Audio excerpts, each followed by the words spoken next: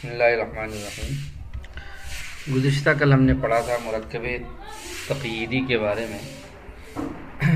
مرکب تقییدی اس مرکب کو کہا جاتا ہے کہ جس کا دوسرا جز پہلے جز کے لیے قید ہو، جس کا دوسرا جز پہلے جز کے لیے قید ہو، اس کو مرکب تقییدی کہا جاتا ہے۔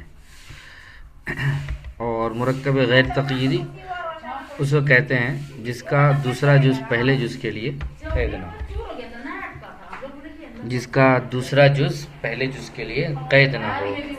تو مرکب غیر تقییدی اس کو کہا جاتا ہے جس کا دوسرا جز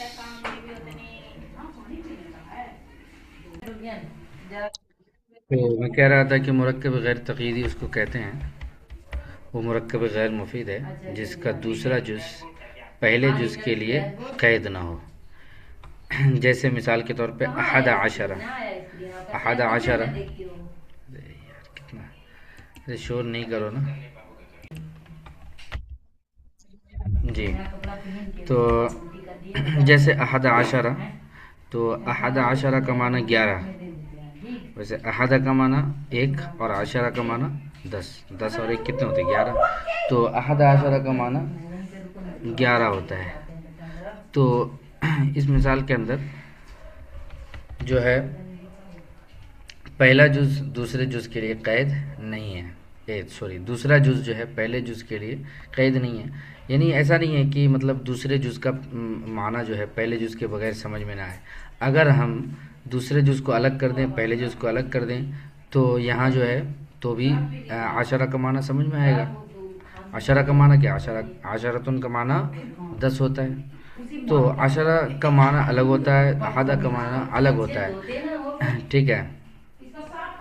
تو ایسا نہیں ہے کہ یہاں دوسرا جز پہلے جز کے لیے قید ہو، دوسرا جز پہلے جز کے لیے قید نہیں ہوتا ہے۔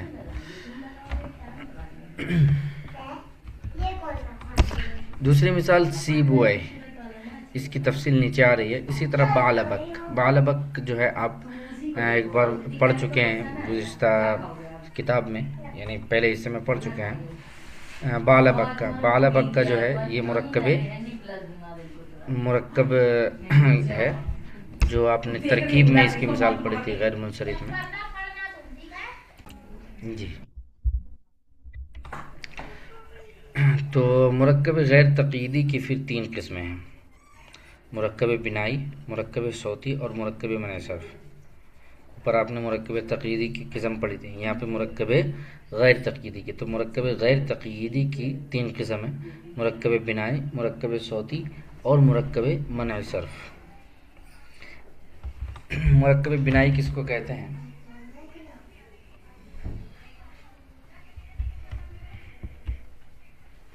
تو مرکب بنائی اس مرکب کو کہا جاتا ہے جس میں اسناد اور حرف ربط کے بغیر 2 اسموں کو ملا کر ایک کر لیا گیا ہو۔ اسناد اور حرف ربط کے بغیر 2 اسموں کو ملا کر ایک کر لیا گیا ہو، مگر دوسرا جز حرف عطف کو اپنے اندر لیے ہوئے ہو۔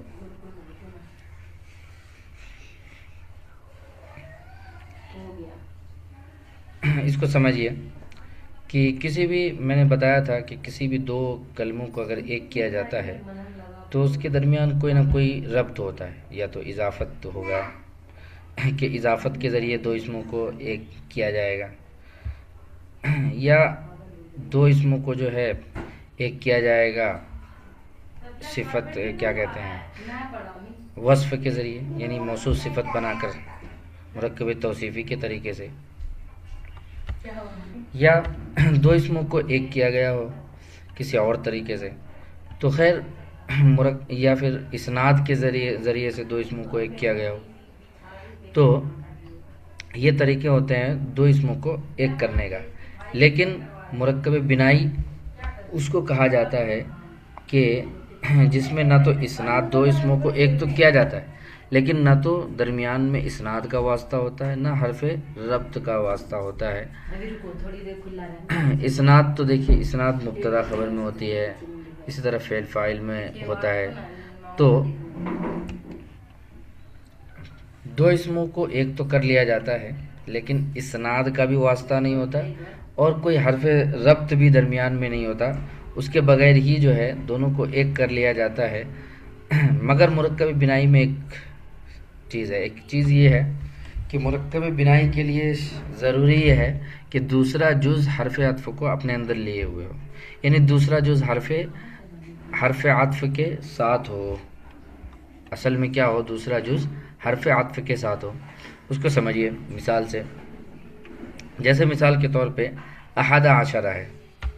احد عشرہ یہ اس وقت سمجھ میں آئے گا جب ہم جو ہے، احد عشرہ کا معنی 11 ہوتا ہے، اس کو چھوڑ کر ہم سمجھتے ہیں 21 کی عربی، تو 21 کی عربی آتی ہے 21۔ 21 کی عربی کیا آتی ہے؟ 21۔ ٹھیک ہے، 21۔ 21 کا معنی 21۔ اسی طرح 21، 22 کی عربی 22، 23 کی عربی 23، اس طرح۔ تو یہاں دیکھیے 20 کے اندر جو کیا ہے، 20 کے اندر جو 21 کے اندر کیا ہے کہ اگر 21 کی عربی ہم کو بنانی ہے تو پہلے 1 کی عربی بنائیں گے، 1، اور دوسرا جو ہے 20 کی عربی لائیں گے، اور درمیان میں ایک حرف لائیں گے، حرف عطف۔ درمیان میں کیا لائیں گے؟ حرف عطف۔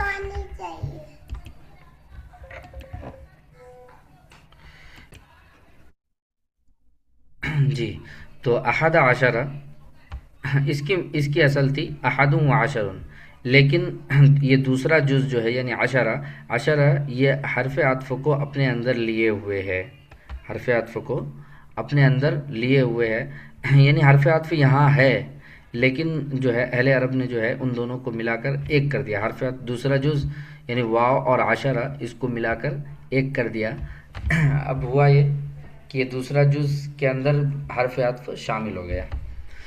تو خیر یہ کہاں پر ہوتا ہے یعنی مرکب بنائی، تو اس وہ بھی سمجھ لیجئے کہ احد عشرہ سے لے کر 19 عشرہ، احد عشرہ سے لے کر 19 عشرہ یعنی 11 سے لے کر 19 تک جو اعداد آتے ہیں، احد عشرہ، 12 عشرہ، 13 عشرہ، 14 عشرہ، 15 عشرہ، 16 عشرہ، 17 عشرہ، 18 عشرہ اور 19 عشرہ، یہ 19۔ تو 11 سے لے کر 19 تک جو عدد آتے ہیں یعنی 9 عدد، یہ 9 عدد جو ہے یہ مرکب بنائی ہوتے ہیں۔ تو احد عشرہ سے لے کر 9 عدد یہی صرف مرکب بنائی ہوتے ہیں، اس کے علاوہ کوئی اور مرکب بنائی نہیں ہوتا، یہ بھی سمجھ لیجئے خوب۔ صرف یہی 11 ورڈ ہی جو ہیں مرکب بنائی کہلاتے ہیں، اس کے علاوہ کہیں عربی زبان میں کہیں ایسا نہیں ہوتا ہے کہ کوئی اسم جو ہے اپنے اندر حرف عطف لیا ہوا ہو، ایسا کہیں نہیں ہوتا ہے۔ بس یہ قاعدہ اسی عدد کے لیے بنایا گیا ہے، 11 سے لے کر 19 تک کے عدد کے لیے بنایا گیا ہے، اس کے علاوہ کہیں بھی نہیں ہوتا ہے، پورے عربی زبان میں کہیں بھی نہیں ہوتا ہے۔ اس لیے آپ جہاں بھی پڑھیں گے مرکب بنائی تو وہاں پر یہی آئے گا کہ یہ جو ہے یہ قاعدہ صرف یعنی مرکب بنائی صرف احد عشرہ سے لے کر 19 عشرہ تک کے عدد کو مرکب بنائی کہا جاتا ہے، اس کے علاوہ پورے عربی زبان میں کہیں بھی مرکب بنائی نہیں ہوتا ہے، کوئی بھی اسم مرکب بنائی نہیں ہوتا ہے۔ تو مرکب بنائی کے لیے شرط کیا ہے؟ تو شرط یہ ہے کہ دوسرا جز اپنے اندر حرف عطف لیا ہوا ہو۔ کیا شرط ہے؟ یہ یاد رکھیے گا، یہ جتنے بھی آگے مرکب آ رہی ہیں ان سب کے لیے شرط ہے۔ تو مرکب بنائی کے لیے شرط یہ ہے کہ دوسرا جز جو ہے اپنے اندر حرف عطف لیے ہوئے ہو، اور یہ صرف احد عشرہ سے لے کر 19 عشرہ تک کے عدد میں ہی ہوتا ہے، ایسا عربی زبان میں اس کے علاوہ کہیں نہیں ہوتا ہے۔ ٹھیک ہے، یعنی میں نے جو پڑھا ہے میں نے تو اتنا ہی پڑھا ہے، اس کے علاوہ آگے کہیں ہوتا ہوگا تو مجھے تو نہیں پتا، میں نے تو یہی پڑھا ہے کہ احد عشرہ تک کے عدد ہے میں ہی ہوتا ہے ایسا مرکب بنائی۔